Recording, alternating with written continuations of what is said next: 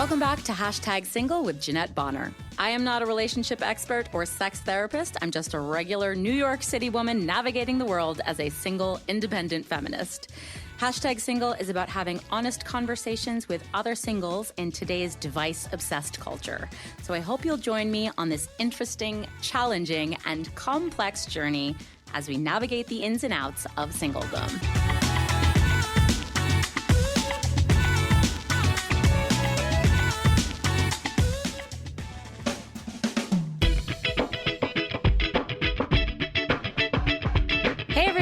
Welcome back to Hashtag Single. I am, of course, your host, Jeanette. Thank you for checking in this podcast this summer. How's everyone's summer going? I really want to know. I don't know if you've listened to episode 73 with Amber Lee, matchmaker, but Amber challenged me to be a quote-unquote second date girl this summer. And y'all, I have not even managed to have one first date. So I'm just saying, if you're struggling, I'm here with you. But good news, we are here to change all that, because if the dating apps are going for you the way they're going for me, we clearly need to change up the energy. And that's why this summer I really wanted to introduce you to some ways to get off the damn apps, get back into the world. That's right, I am talking about IRL dating. So last month we had City Swoon on the podcast, which, if you didn't know, is a speed dating matched with app algorithm company. So we'll get you several good 10-minute dates all in one night.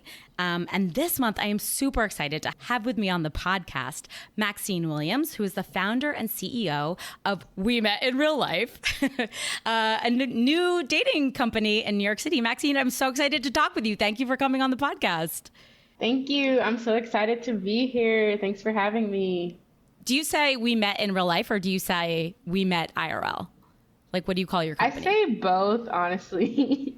So confusing. So we'll switch it up depending on my mood. So normally, before we get started, I like to read people's bios just to familiarize the listeners with who I'm chatting with. But I couldn't find your bio anywhere. So let's just start at the top. LinkedIn tells me that you are actually a news producer and that you just started a job at Now This. Is that right? Yes, that is right. Congratulations. Thank you. So by the looks of things, you have a background in media, because I also noticed when I was stalking you on LinkedIn that you graduated from the School of Communications at Syracuse. You went on to work at BuzzFeed. I'm so curious, like, what made you choose this path? What draws you to media in, today's day and age? Yeah, so I've always been interested in media, journalism, storytelling since high school. I was newspaper staff all throughout high school. Cute. Decided to make it official in college and pursue that, and moved to New York City after graduating in 2018. And I've been really blessed to have some really awesome career opportunities. But growing up, when I was a bit younger, like middle school, elementary, I always thought event planning was really cool. I just didn't know how you could become an event planner. Like, I heard about wedding planners, but That was really it. And I knew I didn't want to do that because that job seems really hectic. But I've kind of finagled my way into event planning indirectly. So it's been a really cool journey. Yeah, because you work as a producer, is that right? Mm-hmm. So I make videos, digital videos about news and feel-good stories, kind of news-adjacent stuff. I'm a producer myself, but I produce films. So I'm always fascinated by people that do this full time, because I work on a job and then I take a week off, sort of project by project basis. But are you producing news segment, or is it social media content? It's a little bit of both. Now the nature of our news source is digital. So all of our stuff is on YouTube, Instagram, Facebook, Twitter, TikTok, that whole thing. I work on the sponsored editorial team, so brands will approach us and have us make content for them. So I work a lot on a series called Scene, where we feature different LGBT artists, and different brands will reach out to us for Pride or other initiatives they're doing just to highlight queer people, and we do some other stuff in between, but this is all sponsored content. That's why I say it's news adjacent because it is happening. It's just like I'm not reporting on like Kamala and Joe Biden, you know? Right, right. No, like, well, this is a great question. Like, what is the news now? Like, now we have this, like, not even just 24 hours cycle of information, but information isn't just like politics and thunderstorms coming and what happened with the crime in your neighborhood. Now it's like it's just this barrage of constant information. I imagine you don't shut your phone off very often. Yeah, yeah. It's always on, always tuned in to what's going on and trying to stay hip on the trends online. It's definitely a lot, but I enjoy the work. Did you think that you were going to end up sort of in digital media when you were working on a newspaper in high school? No, They're so I different. didn't. Yeah. Yeah, I thought I would be writing, and Yeah. towards like my senior year of college, I got more into broadcasting. So then I was like, oh, maybe I could like be an on-camera personality or something. And I realized that that was a more difficult route. So I decided to pursue like video production, news production in general, and just see where that took me studying it in college. And once I learned a lot more in college, BuzzFeed was like a dream job for me because I was always on YouTube. Seemed like they were making like such cool videos that were fun. It Yeah. didn't seem like stressful work. So getting an internship there was like unreal for me. And then working there was even crazier. So yeah, then I freelanced for a bit and now I'm back staff at Now This. And it's just awesome to see like how media changes every quarter Yeah. almost, and working in it and adapting to it is like sometimes a struggle, but I think it's all worth it in the end, you know? And you're totally on the pulse of like literally what's happening in the world. I know that sounds like a really obvious statement, but I really am fascinated by the way that media it's like a trickle down effect. Like media influences conversations, cultural shifts, tonal shifts, trends.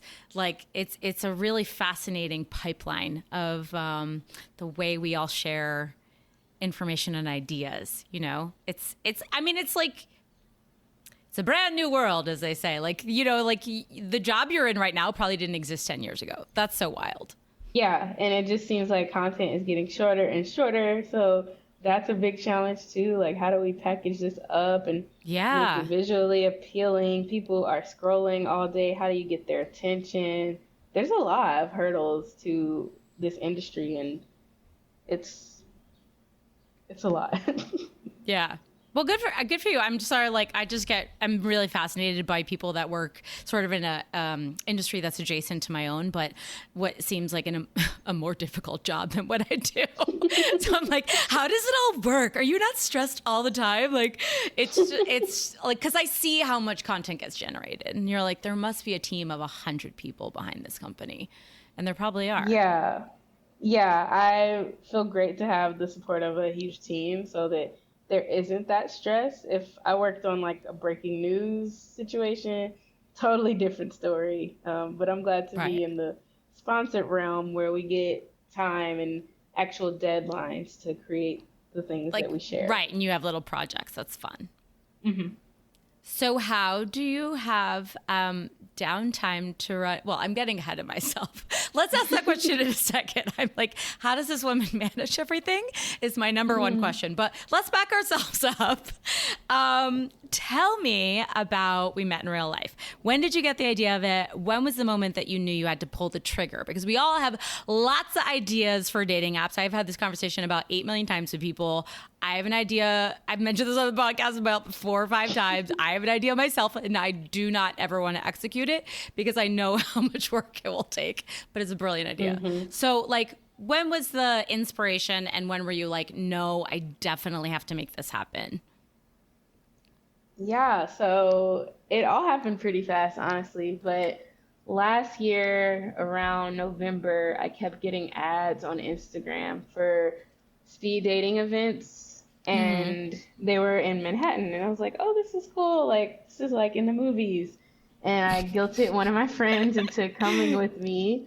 But looking at all their flyers and stuff, it was all white people on the flyers. And a lot of my friends are not white, and they were like, oh, like, this is cool, but I don't know if it's like necessarily for us. And For me, yeah. I felt like those events were kind of unintentionally segregating themselves by not, by having these images that are so polarizing. 100%. Yeah. And I think it's one thing to say like all are welcome, but it's another to intentionally make a space where you're trying to make sure that people are coming from different backgrounds and they feel comfortable in that. So after attending that event and it wasn't diverse, I felt like I could make one that was cooler and better and for people that look like me in mind. So that was November, and I put out some feelers in my network and asked men and women, like, would you come to this if I made one? And came up with a name really quickly in a brainstorm session with one of my best friends. And I just decided to pull the trigger because, like you said, I feel like I have great ideas too all the time, and I don't act on them. And I'll see someone doing it later, or I'll just think back to it like, dang, I wonder what would have happened if I did that, Yeah. you know? So I was like, what do I have to lose? Like, we're still in the midst of a pandemic. It's not that deep. Like, it's better to try something and fail than to think about it and never do it, you know? So, Amen. Amen. Yeah, I commend you yes. on that. Like, I Thank you. love female entrepreneurs so much. Like, it takes so much simultaneous guts and vulnerability to like execute an idea that you had. So the fact that you had an idea, you made it happen, that you took the leap, you had the courage to just say like, fuck it. This might fail. This might suck and I'm going to do it anyway. That is tremendously brave of you. So I commend you. Thank you. Yeah, I was so scared it was gonna flop, man. Like, I had my friends coming with me to gyms and stores in our community and barbershops and all kinds of places advertising with flyers. And I was doing like promoted ads on Instagram. So Yeah. it was so much it work. was a lot. It was a big so much work. investment and a lot more work than I initially thought, you know, but it was all worth it. I already know how much work goes into it, which is why I do not want to make my dating event company. I just really want someone to be like, Jeanette, that's a genius idea. Here's $10,000. I'll help you make it. That's what I want. Exactly. Maybe someday you'll buy my idea when you expand and take over the universe. And you just have to give me a little credit. Idea by Jeanette. Yeah, we're gonna workshop you execute. Exactly. Do you want to hear my idea really quick? And then I would love to hear it. It's similar to like an event company. So I went on this date once where this guy did not tell me what we were doing. He was like, just meet me on this corner. It was like the corner of 36th and 2nd at like whatever, 4:00. And I was like, okay. And he said, and bring a flask. And first of all, I told 10 people because I was like, listen, I might get zip tied and might be thrown into the river. Like I say that with like, you know, laughing, but I was actually a little scared because I was like, I don't know where I'm going and I'm meeting a stranger. So I did tell people, I was like, hey, just FYI, if you don't hear from me in 3 days, 2 days, I don't know, I said 3 days, come find me, right? So a day. So I met him and we went there's a fireman's bar and it's all decked out in fireman decor, but that's literally where the firemen hang out. And I've never been there. It was completely bizarre and weird. And they were all like, hey. And then and we got on the East River Ferry and we went over to Williamsburg. We went to Brooklyn Bowl. So the flask was for the ferry.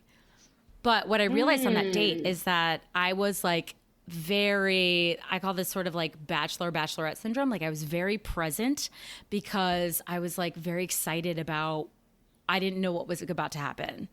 And I think the date went probably better than it should have. Like I liked the date, but I didn't really like the guy because we were experiencing this adventure together. And I was like, what if there's an app company that would just like you match based on things that you like to do. Like you pick 4 things. Like I want a date that includes water, drinking, sunshine, and mini golf. And then you match with someone else who likes the same things. And then this company sets you up on a mystery date. You don't know what's Ooh. happening. You just show up on the corner, like, and that, like a, so they could, and you, like, you pledge a certain amount of money. I want to spend $50 on this date. And then the company arranges some fun thing for you guys to do so that it takes the awkwardness out of, like, so how long have you lived in New York City? And what neighborhood do you live in? And what do you do for a living? And all that stuff. So, cause you're talking about the thing you're doing. And that's what they do on Bachelorette. They do these crazy activities and they like fall in love in 48 minutes, So, and then I was like, oh, couples could do this too, who are super bored. Like, we'll just plan like a fun thing for them to do around New York City. Yeah, Anyway, that's I my love pitch, that. Maxine. You let me know. You come back to me in 2 years and let me know if you want it. I will. I love that idea. It sounds 'cause neat, right? know, But I like, do not. Everyone is like, what do I do? Like, what's a good Yeah. first date? I don't want to go to the bar. And you kind of like exhaust all these places that were new to you at some point, but aren't anymore. And it's just too much to do the Yeah. research. For a first 100%. date, like you literally don't know if you're going to even hit it off, if it's worth all that work. But that's There's where like the there's business comes there's a in. lot of weird limitations around the first date. Like you don't want to do dinner because that's a 2-hour commitment. The Mm-hmm. bar is sometimes uncomfortable because I've like done bar dates and then the guy will be like, "Oh, actually, I don't drink," and I'm like, "Why did we go to a bar? You're just gonna watch me drink. That's so uncomfortable." And then like I liked the walking dates in the pandemic, but it seems like no one's interested in that anymore. We're back to the let's get a cocktail offer, which, and again, yeah, like that's an hour and a half commitment. Sit there and drink a glass of wine. Yeah. So yeah. Anyway, back to you. But thank you for the encouragement. Anyway, this is all to say, like, I know as a producer and as an executor myself, like how much work is on the back end of making an idea come to life. And so anyone that makes something come to fruition and is successful at it, like, wow, I think you're so incredible. Just know that I see how much work you put in and you're doing a great job. Thank you. That means a lot. It's definitely, no one really knows, what goes Yeah. into it. So wait, can we take a little side detour for a second? Because you're single yourself.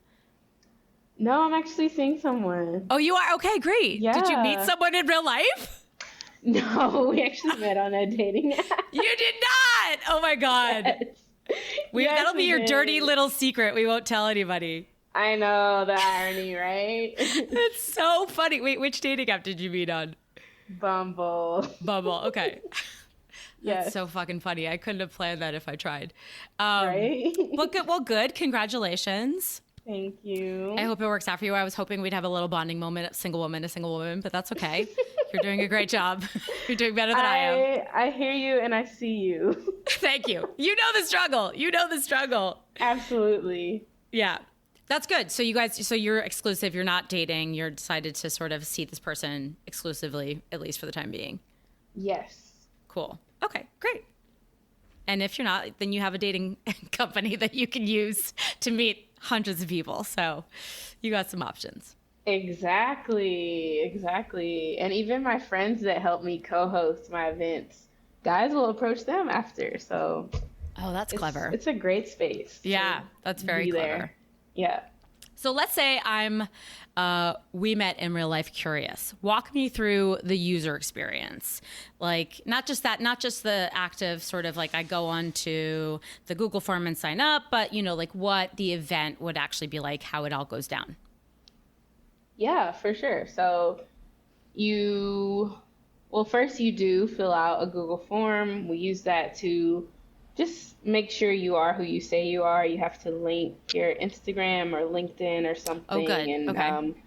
you write like your occupation, what you're looking for, because we're really not trying to find people that are just looking for a hookup. We want you to Good. be trying to make intentional connections, whether that be friendship or a relationship or networking. So yeah, you fill that out, and we also use that to sort through and make sure we're attracting people of a similar age range. We've had a variety of ages fill out the form, but we try to keep the sweet spot between 25-year-olds to 35-year-olds. So that's usually the people that attend our events. And then when there's an event, we send you a private link on Eventbrite to buy a ticket. Our tickets sell out really fast since we've been viral on TikTok. But you attend our event. We do a group icebreaker first to loosen everybody up and take a little bit of the stress off before you are in the hot seat talking to so many people. And that's also just to like pad time for anyone who's running late. So we'll do that group activity, and then we do speed dating for about 50 minutes to an hour. You get 4 minutes with each person, and I'll be on the microphone having the guys get up and go to the next seat. Before you sit down for the speed dating, you also get a little cheat sheet with a few fun questions we made up so that you're not having the same conversation like 15 times. Yes. You know, like, what do you do? Where do you live? Like, oh my God. Everyone gets a card with like 6 questions that aren't, what do you do? Where are you from? Nice. And we say, like, you don't have to use these. These are just a suggestion, but we would hate for you to have the same conversation. Like, okay, everyone in this room lives in this neighborhood. Right. You know, Let's just like, get that out of the way. What? Yeah. So just go around and talk what neighborhood we live in. Yes. Yes, because the event I went to, like, I wish we had some kind of like resource to pull from to think of a fun question. Because I would hate for you to like sit in front of a person that you actually have a lot in common with, but you just don't talk about it. You don't have enough time to get there, yeah. Yeah, you're stuck talking about, like, yeah, I work as an engineer, and I moved here 5 years ago, and then I'm looking for an apartment. Oh, time's up. Okay, yeah, thanks. That's so true. You barely get past the small talk. I dislike speed dating for that very reason. City Swoon is their segments are longer, like 10 minutes. So I was like, all right, let's see if that works. But I will tell you, the event I did, I guess it was May or April, exactly what you're saying. Like literally by the 7th guy, I was like, please do not ask me anything about New York City or what I do for a living. Yeah, it's exhausting. Like, and it feels like an interview. Like, yes. This is like a mini date, so let's treat it as such. Talk about something else. So what's one of your questions? What's a conspiracy theory that you low-key believe in? See, I don't know that I want it. Well, maybe I do want to hear that on a speed date. Yeah, I think you do. You can say literally anything, like the rats in the subway are plotting against us, or that's like, cute. I feel like that might there's some crazy people in New York, and if they said there's about 3-4 answers that would weed people out immediately, I'll tell you that. Yes, and that's why I love that question. I might steal that just for my regular dates if I ever have one. Yes. But that's a good opener. Yeah. Yeah. Sure. I love those questions on Hinge. You know, those little prompts on Hinge. That was sort of the inspiration for these questions too. Okay. Because it's like, I already know you probably live around here and whatever. Or we can get to that on our actual real date. True. But this is a speed date. Make me laugh or something. That's terrible. You have 4 minutes. Make me laugh. Yes. Do it. No pressure. You got it. Yes. And if not, you got 15 tries. So, wow, that's a lot of people to me in an hour. 15 people. Yeah, it is. It's definitely a lot. But I think the group icebreaker is a good warm up. Yeah. And also when you first get there, we have like 15 minutes of like open mingling too. And I find that a lot of people bring a friend as well. So it's not like as torture. Yeah. Yeah, exactly. It's not as scary as it seems. But yeah, like that's what it is. And usually, at every single event, people hang out after. People don't just immediately leave. And I encourage them to do that too. At the end, you also pick like the top 3 people you like the most, and if you match, we'll connect you all. And I also say a disclaimer at the beginning, like, don't rely on us to connect you. Like, this is We Met in Real Life. I would love for you guys to just like connect when they're in front of you and exchange God info. forbid. Yes, exactly. Yeah, it's not that hard. Use your words. Ask for the Instagram or something, and Right. if they say no, that is okay. Go to the next person. But yeah, we do that at the end, and once they fill that out with the exit survey, I'm like, hey guys, hang out. Like, we're at this amazing space. They have XYZ food or XYZ drinks or something else. Like, hang out. And everyone does. They stay for at least another 30 minutes to an hour. That's So really it impressive. becomes like a really fun mixer hangout, and so many women make friends there, guys connect. Like, it's just a great safe space to meet people outside of your normal network, you know? Yeah. Do you curate the group a little bit? Like when you get, let's say you got 100 Google forms, but you only have, well, you said it's first come, first serve, right? So you're not sending specific invitations to certain people. So you just open it up. Whoever gets there first gets to come. Yep. It's pretty open. But wouldn't it be fun, Maxine, if you just sort of were like, I'm going to send invitations to this group of 20 people because I think that they might vibe? That's too aggressive? I definitely thought of that when like all the artists or something like that. I don't know. Yeah, that was definitely in the brainstorm process, but as someone that works in the creative adjacent area, me and my friends were like, no, like we want to meet people that aren't 100%, totally. Like we want to meet different people, because we're already like at our work events and stuff.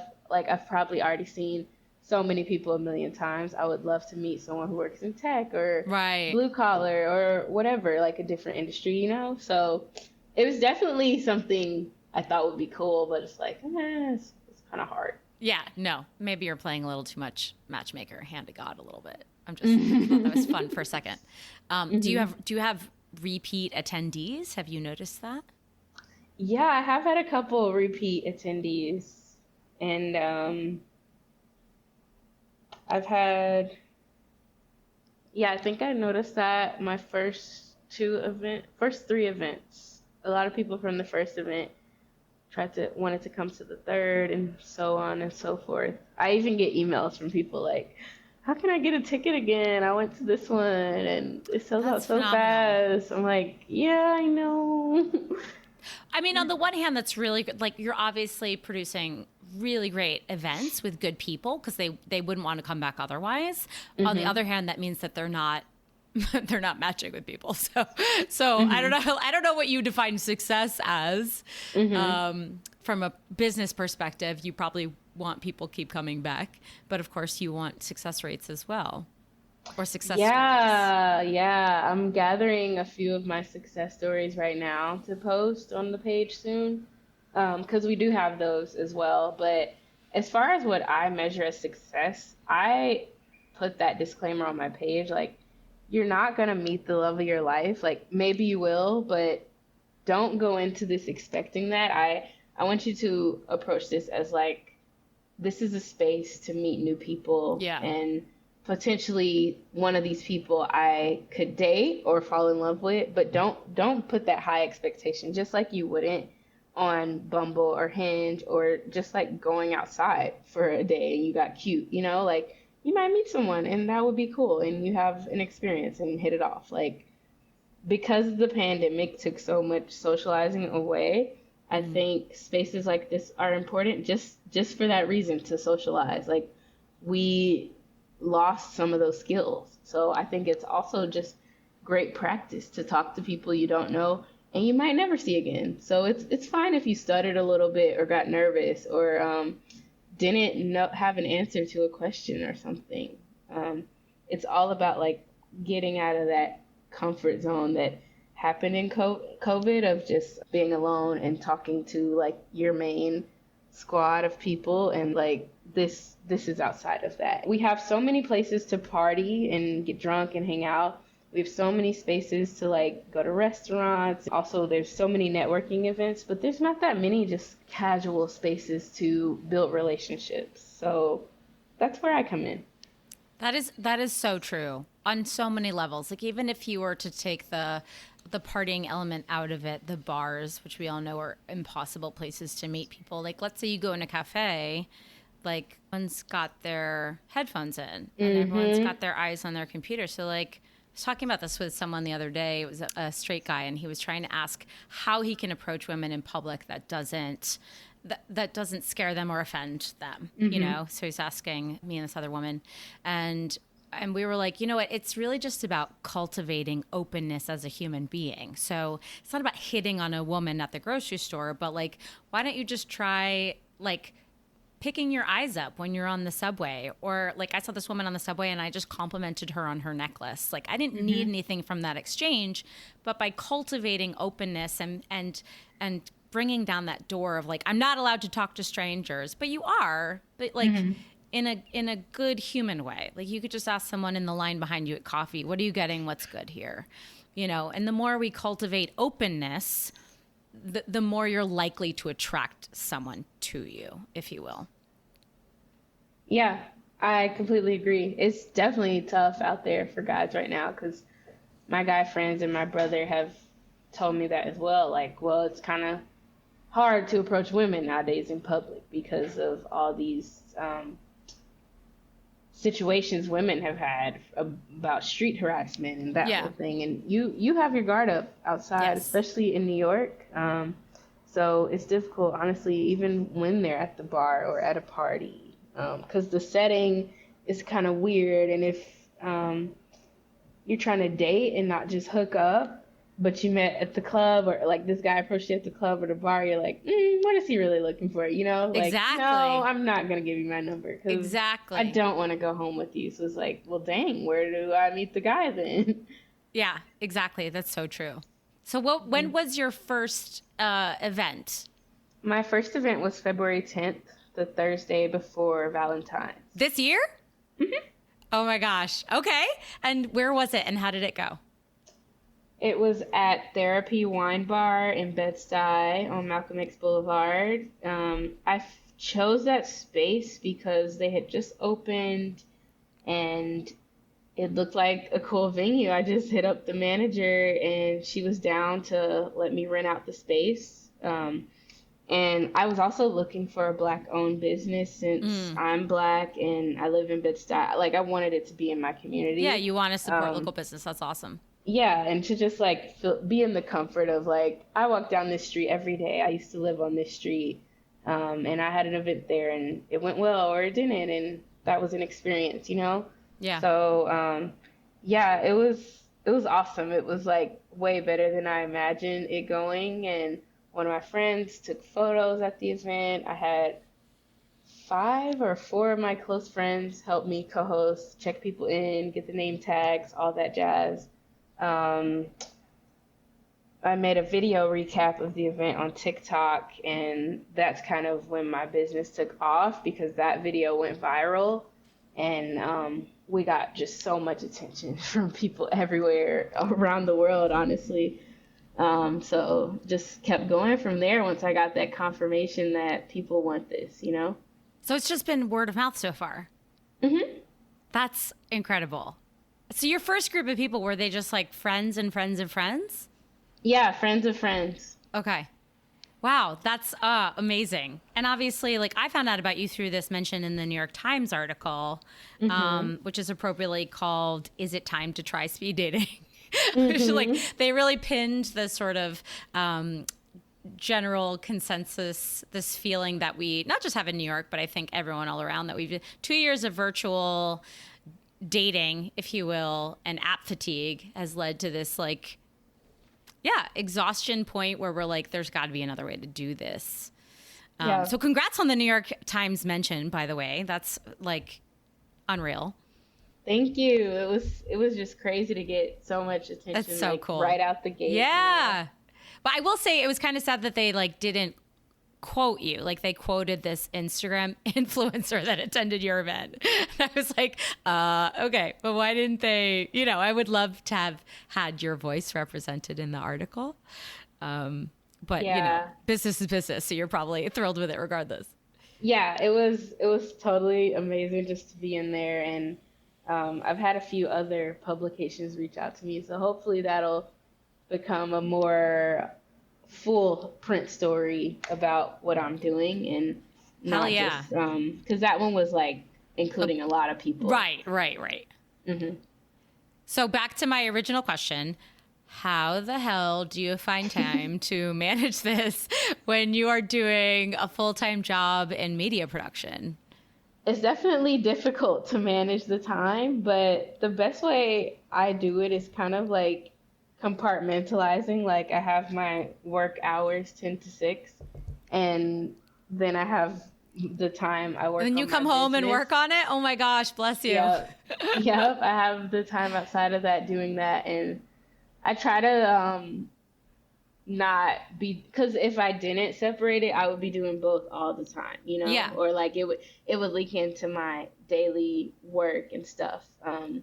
So yeah, I feel solid in it right now, but in the early months of me doing this, it was definitely like, I don't even have time to breathe. Like, Right. how does this all work? So, And can I mention that somewhere in the middle there, you found time to find a boyfriend and to cultivate a relationship. So you must never sleep. yeah, a lot of it, since the success of my business, it's been easier to secure spaces and to just get the support I needed in the beginning to make an event happen. So I'm really lucky to constantly have people reaching out to help me make it happen and not just having to count on myself. My family has been really supportive. Oh, They don't live yay. in New York, but they help me a ton with everything and helping with design stuff. And I also got a grant with Adobe. They do I this. saw that. Congratulations. Yeah.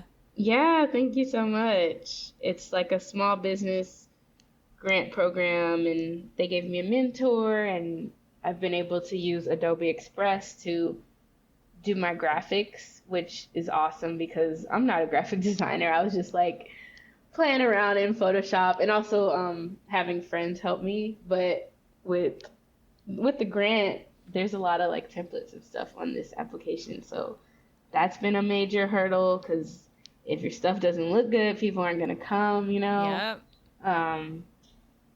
But yeah, the time management is definitely an evolving thing. Like some weeks I'll be super busy. Like the day before my event is crazy, but that whole month I try to space out everything so I'm not like in a frenzy. So are you right now, you're just doing like one event a month? Yeah, it's like one. I'm actually doing 2 this month, and this will be the first time I did that. But yeah, it's usually once a month. That's incredible. I mean, obviously, what the most beautiful part of your story is that, like, yeah, we talked about you just had an idea and you executed it, which for me is like 90% of the battle.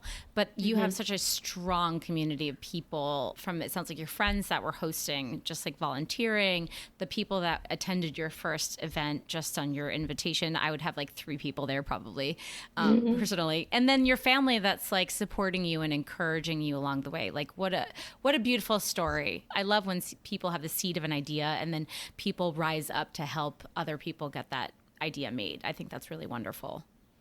Yeah, I agree.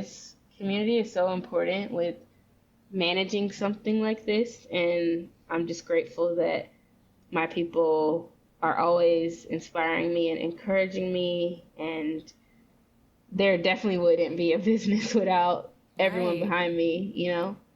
So is the dream to like, I know you just got a new job, but I don't want to say this like, but is the dream to like leave media production and now this and like do this full time?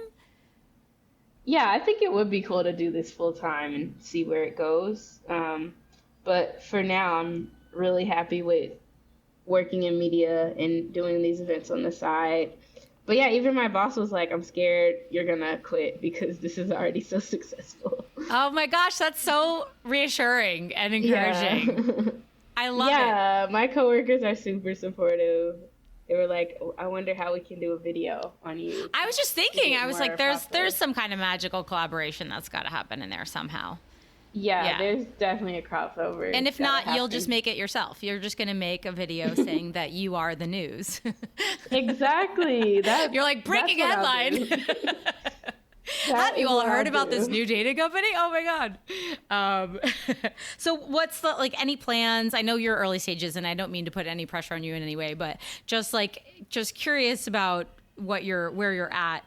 Any plans to expand the idea of it into more of a networking? I know you mentioned that people come there for reasons other than romantic, but of course that's like the primary goal. So I was just thinking more of how Bumble has created like Bumble BFF. Do you have any, do you have any passion for that? Is that idea interesting to you to make sort of like to expand this idea into like a networking or a friend building model? Definitely. I definitely have dreams of expanding beyond just dating, really romantic relationships and building upon that. Um, a few organizations have reached out to me to collaborate in that realm, kind of. So I'm definitely in conversations with stuff like that. I had an event in June where I collaborated with my church and two other Christian churches for a Christian singles event that was such a blast. Wow. So I'm excited to just keep seeing who's interested in collaborating with me and working through that vision and making it happen. And because that event wasn't speed dating, it was a mixer. I came up with a couple different group activities and some, like, not necessarily one-on-one because it was a lot more people. But because I'm a Christian and I attend one of the churches, the pastors worked with me a lot to come up with some fun stuff that was more Christian friendly versus just like my normal dating events. But it was so much fun. I think like 80 people came and we were at a game space. It was like a pool hall, but they also had ping pong and bowling. So it was like 80 activities. people came from your church? It was 3 churches. So I'm impressed. Yeah. That's amazing. Yeah, and I say this with all the cynicism of a New Yorker because, you know, most of us live a life that has, like, we've removed ourselves from the religion that we grew up with. Like, I don't have a ton of friends that still attend any kind of religious service. And I feel like that's generally the vibe I feel about people in New York City. We're a little, I don't know, disconnected from that faith, if you will. So the fact that you would get young people going to church, the fact that you would get like this demographic, 25 to 35, not just going to church, but also coming to like a Christian singles event in New York City. Like, we're not talking like, we're not in Georgia right now. Like, that's really like, that's commendable. Yeah, it was amazing. And I feel like because my church I attend has a younger congregation and the 2 other churches we partner with also have a generally younger attendance age range, it was a bit easier for us. But yeah, it was also the legitimacy of my business that added to that, because even at church when they announced it and at a couple others, they were like, oh, they're partnering with We Met in Real Life, and I was like, this is so cool, like they know me. I love that you're like, they use the phrase like, we're partnering with, like, you are the brand sponsorship now. We've come full circle. Exactly. So that was amazing. I definitely hope to do more of that just because I'm a part of that community and doing other things in that realm for sure. But to answer your question about like what's next for me, I'm looking to go on tour to like 4 or 5 cities this fall. I love it. So trying to secure some sponsorships for that. But yeah, I'm excited just because, like, I don't know if you've seen my TikToks, but I get so many comments from people in all these other cities, like, please come here, please come here, we need this. And I have friends in other cities that already were like, when are you coming to my city? When are you coming to LA, Chicago, Atlanta? So I was like, you know what? If I get enough interest, we can do it. And this is crazy. With the You're like 6 months in. It's going to be even cooler. Yeah. Yeah. I'm amazed by you. Thank you. And yeah, it's crazy that it's so fresh and new. People are starving. They're literally like, please come to my city. Please get me off of Tinder. Well, this leads me to sort of, I have a little bit of a hot seat question for you, which is something that I ask my guest experts. It's a little open-ended, a little more challenging, maybe a little more intense. Are you game for a hot seat question? For sure. Okay. All right. So here's my intense question for you. So, and I just love to hear sort of your inner desires and thoughts on this. However you want to answer it. Mm-hmm. We live in New York City, which is one of the most diverse cities in the US, if not the world. Mm-hmm. We are, generally speaking, one of the most socioeconomically diverse cities. And while we have a lot of wealth disparity in New York City that segregates neighborhoods, we boast some of the most welcoming intercultural neighborhoods among most major cities in the US.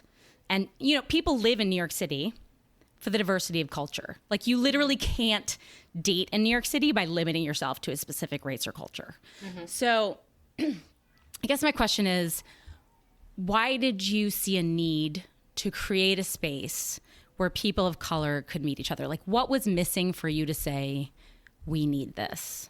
Aside from that one sort of terrible speed dating company that we won't even mention the name of.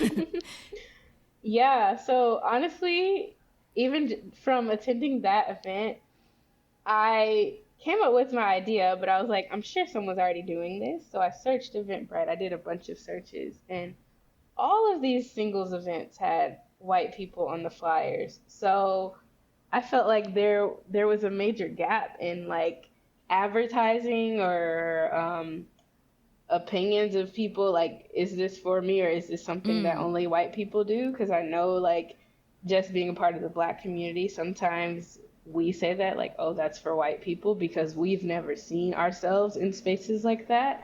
So just out of not seeing anybody doing that, or seeing a space where there were people from other cultures attending some kind of dating event, I decided to make one myself. And I also think, like, as a Black woman, there has been data about, like, it's harder for Black women to date on dating apps and all that jazz. And I don't necessarily want to, like, focus on the negativity in those studies, but I did want to make a space where I was intentional of including Black women in a space where they can find love or a connection or something, Yeah. Because New York is diverse, but I think we all stay in our bubbles, if you will. Like, I lived in Bed-Stuy. I really only went out in Bed-Stuy, maybe Lower East Side.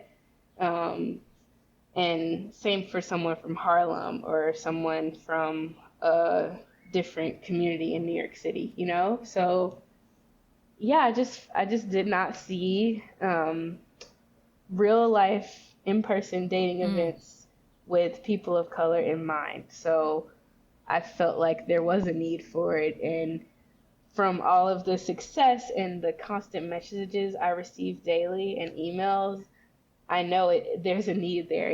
The fact that people from all over the country are telling me this too, it definitely says something.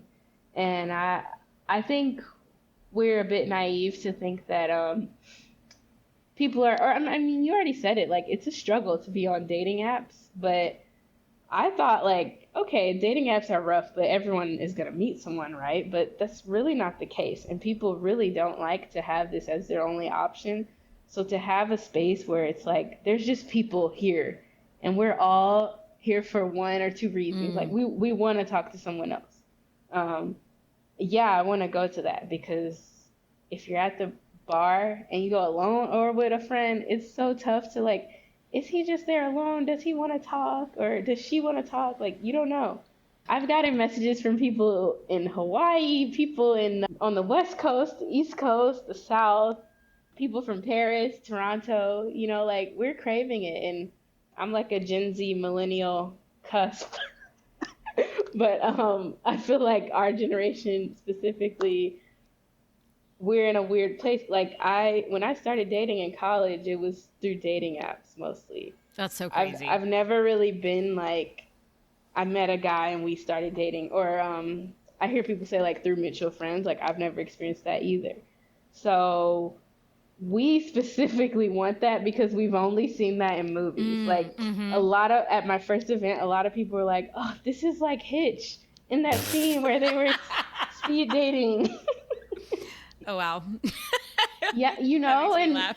so many people were also like, "I've never seen this for black people," or like just with black people, not white people, Right, right. Like another girl I talked to before my first event, she was like, "I've always wanted to go to a speed dating event, but it just didn't look like it was for me."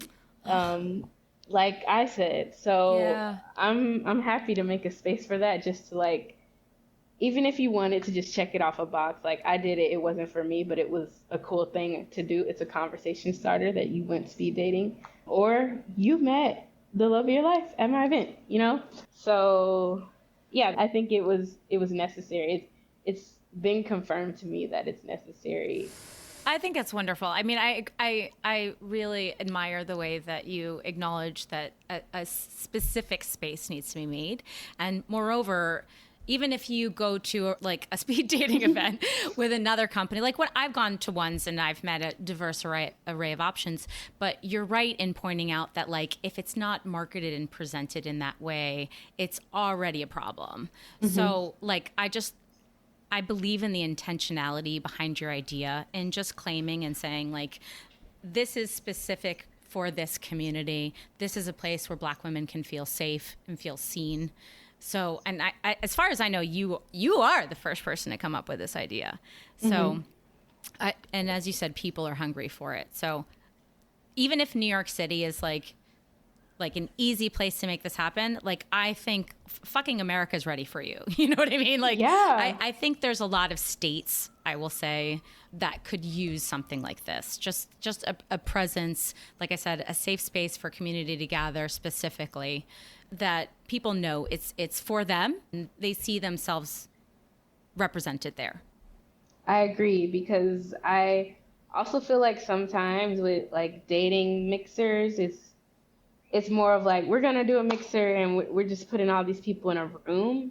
But when you bring people together at the pursuit of community or connection or something, you've got to be intentional on how you bring these people together. Yeah. Because just like I've been to singles events, I've been to networking events where I'm like, freaking just graduated college, don't really know how to approach anyone. And there weren't really any activities or a framework to the night. It was like open bar, a few snacks, like go up to people, which is intimidating. So Yes, totally true.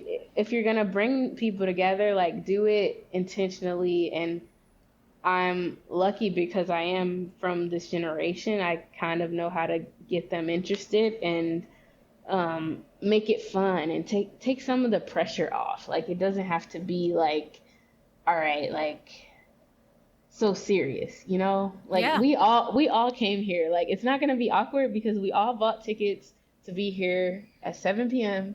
to do this thing. It's fine. Right. No, like there's something to be said about like everyone else is in the same position that you're at emotionally or just like in terms of their mindset and committing to attend and be there and be open-minded to meet other people. I have a sort of follow-up hot seat question, if I may. Absolutely. Where outside of New York City do you envision We Met in Real Life doing the most good? Where in the world? Like if you could launch tough. your next city, someone just financed you $1 million to say, wherever you think this is most needed next, we're gonna create a satellite office there. Where would that be? Well, so first I will say we're still choosing the cities we're gonna do on tour. I feel like after I go on tour, I will have You'll a have a way better idea. Yeah. idea of what regions and how they respond. But I'm from the South. Like I grew up in Memphis, Tennessee, and Arkansas, and I feel like smaller cities would enjoy this because they're not as spoiled as New Yorkers or LA people or Chicago people. Like, every weekend, probably like 5 different things happening to do where you're gonna be in a room with people you haven't already met. you have options to meet friends or whatever it is you're looking for. That's not the case for smaller cities. So we've been trying to do research on like a mid-sized city that doesn't have as much going on as New York, Chicago, LA, to do this, because I'm sure like there's young people everywhere. They want to meet each other, and they don't want to be online, and they don't want to be at the same bar in the city where everyone goes. You know, they want something different. Because I totally felt that in my first event, like attracting people. I'm like, there's so much to do here. Like, you really have to be unique to get people to come to your thing when they already had like 4 different invitations that night. Mm-hmm. That's why I don't do it on like a Saturday or a Friday, because I know like you are booked in advance, weeks in ahead. And even if you're not booked, you got that FOMO where you're like, well, I have like 10 options, but I'm just not sure which one I'm going to go. Yeah, I don't think I'm going to do the dating event. It's Friday, you know? Like, but Monday night, what are you doing? Come over, you know? Sunday evening, come. Perfect. Any weeknight, you know? Yeah. But yeah, I think the mid-sized city is the place, but we'll see. I also have an opinion that might not be true, but I do think that Southern people, this is kind of like a stereotype that Southern people are always looking for relationships more. So I thought that my events there might do a little better, but who knows? That's not a stereotype. Like, tour. It is a stereotype, but it is true. There's like a little bit more of a marriage-minded culture down in the South, generally speaking. Mm-hmm. Exactly. Yeah, it's definitely like, how come you're already 35 down there? Yeah. Yeah, like, how did this happen? That is not normal, you know? Right. What have you done wrong that you missed out on marriage and babies? Yeah. So that's true.